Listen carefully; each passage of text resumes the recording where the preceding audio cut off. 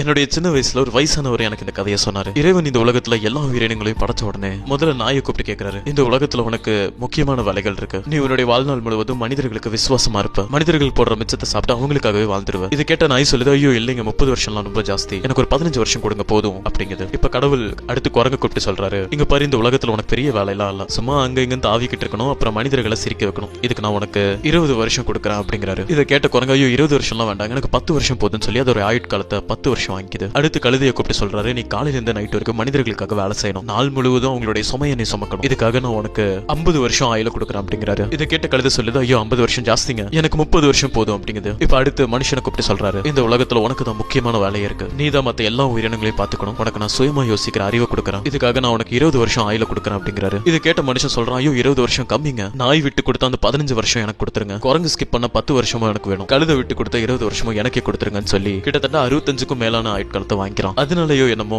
இந்த உலகத்துல பிறந்து முதல்ல 20 வருஷம் மனுஷனா வாழ்றான், அடுத்த 15 வருஷம் நாய் மாதிரி அலையறான், ஃபேமிலிக்காக கஷ்டப்பட்டு நாய் மாதிரியே ஃபேமிலியை காவலும் காக்குறான். இப்ப 35 வயசுக்கு வர அடுத்த 20 வருஷம் தன்னுடைய குழந்தைங்களுக்காக குடும்பத்துக்காக கழுத மாதிரி ராப்பகலா உழைப்பான், இருக்கிற மிச்சத்தையும் சாப்பிட்டு தூங்கிடுவான். இப்ப 55 வயசுக்கு மேல இருக்கிற வாழ்க்கை குரங்கு அங்க இங்க தாவற மாதிரி பசங்க மூஞ்சியை காட்டி துரத்தி விடுறதுனால ஒரு பையனுடைய வீட்டுல இருந்து இன்னொரு பையனுடைய வீட்டுக்கு மாறி மாறி தாவிட்டு இருப்பான். குரங்கு சேட்டு பண்ணி சிரிக்க வைக்கிற மாதிரி தன்னுடைய பேரும் பேத்திங்களுக்கு வயசான காலத்துல கதை சொல்லி சிரிக்க வச்சிட்டு இருப்பான். That's all.